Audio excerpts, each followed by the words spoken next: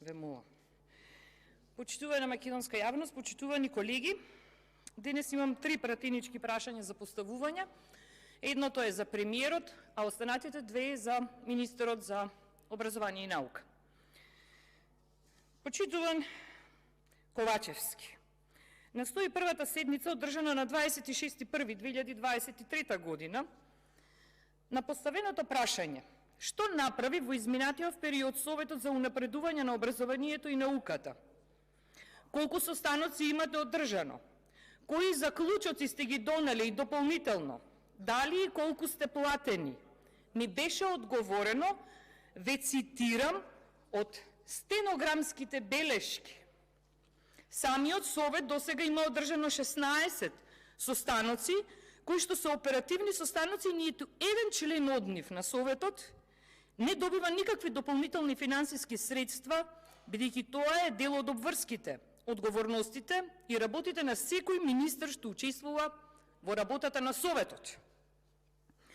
На 17.2.2023 година поднесов барање за слободен пристап до информација од јавен карактер, со кој побарав од вас да ми ги доставите сите записници од одржаните состаноци на Советот за унапредување на образованието. Барањето е регистрирано со број 08-310-1. После 3 недели добив одговор. Документот заверен со архивски број 08-310-4, кој е испратен од вашата канцеларија, од канцеларијата на председателот на влада на Република Македонија, вели такво тело воопшто не е формирано. После 3 недели, после многу недели, на крај вистината излезе. Што правиме сега? Класично, едноставно, просто сте фатени во лага од страна на пратеник. Дали сега ќе се исправите овде пред македонската јавност и храбро и достоинствено ќе понесете одговорност за ваквиот срамен чин од ваша страна? Народот секојдневно пеколно живее. Инфлацијата им ја изеде можноста за живење. Скапотијата и вашата неспособност народот ја плаќа додека вие уживате во луксузот, за кој ветувате дека ќе намалувате зашто имаме многу кризи.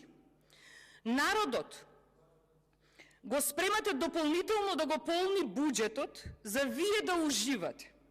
Сега го принудувате да менува документи по далеко повисоки цени, а тоа сега во овој период е непотребно, избрзано и со некоја недефинирана цел да се допаднете некому, а не на народот.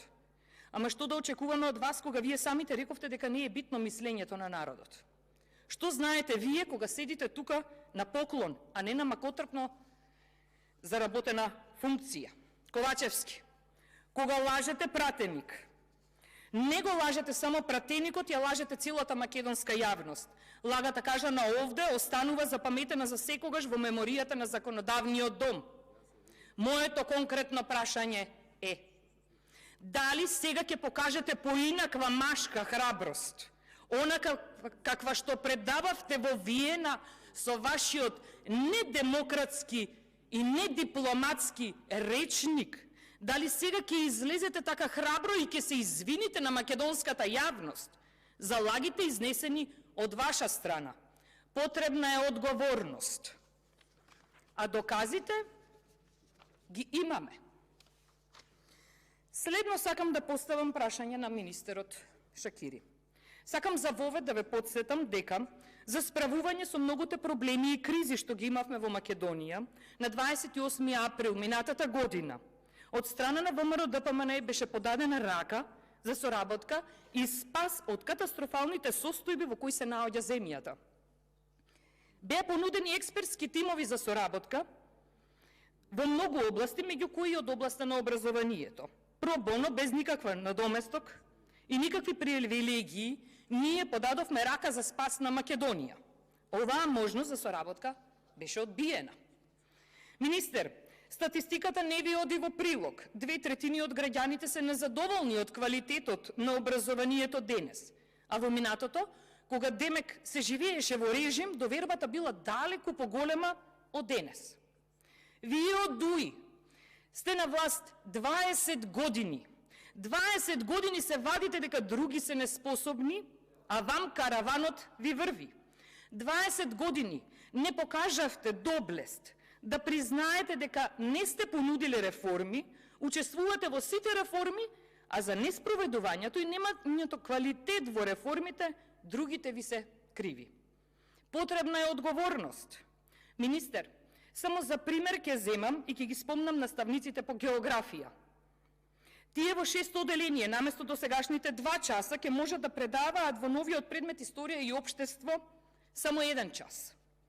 Според податоци од Државниот завод за статистика, 2021-2022 година од 11.146 паралелки во основно образование има 1238 паралелки од 6 оделение. Бидејќи наставниците по географија имаат по 2 часа, ќе се изгубат околу 60 работни места.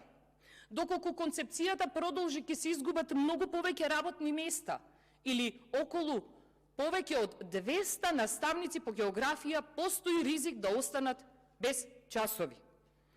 Кој ќе биде виновен од септември за ова? Немаме кадар подготвен да предава природни науки и општествени науки. Наставниците на факултет не се подготвувале да предаваат интегрирани предмети. Обука од 2-3 дена не е доволна. Како ќе се организира оценувањето? Со средна оценка? Дали знаете тоа колков дополнителен хаос ќе предизвика? Како ќе продолжуваат учениците понатаму во средно?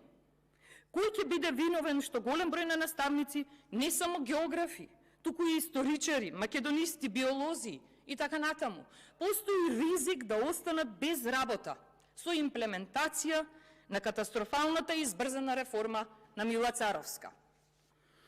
Конкретното прашање ми е: како вие ќе им гарантирате на наставниците дека дополнителните проблеми што настануваат со имплементирање на новата концепција, проблемите поврзани со предавање на интегрирани предмети и нивните наставни програми, оценување и крајно со фондот на часови, дали некој ќе остане со помала плата или без работа?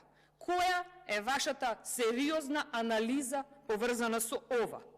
Моето второ прашање, и верувајте ми, кога размислував што да поставам како второ прашање, навистина имав проблем да се одлучам, бидејќи постојат многу проблеми во Министерството за образование и наука, да не бидеме скромни па да кажеме и дека општо во сите министерства е така. Дали ќе има одговорност за поставување на Халид Фератов, кој нема 5 годишно работно искуство во струката, истиот е ставен за директор на Државниот просветен инспекторат? Дали ќе има одговорност заменик министерот, кој повикуваше на верски обичај во студентски дом? Дали ќе има одговорност зошто во училиштата на албански наставен јазик и мешаните училишта на македонски и албански наставен јазик без одлука на министер и влада? Директорите своеволно ги кратеа по 30 минути, часовите траеа за време на постот. Дали ќе има одговорност за кршење на Законот за високо образование, каде јасно стои дека дека на факултетот е неспојиво со функцијата во политичка партија?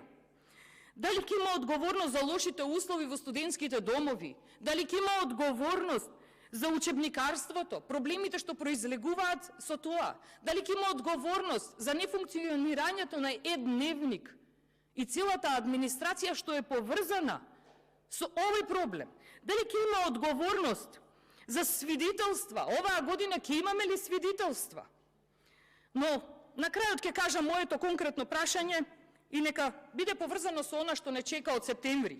Дали навремено ќе бидат подготвени и дистрибуирани во комплет, внимавајте, сите предмети, за сите предмети учебниците со посебен акцент на 6-то оделение.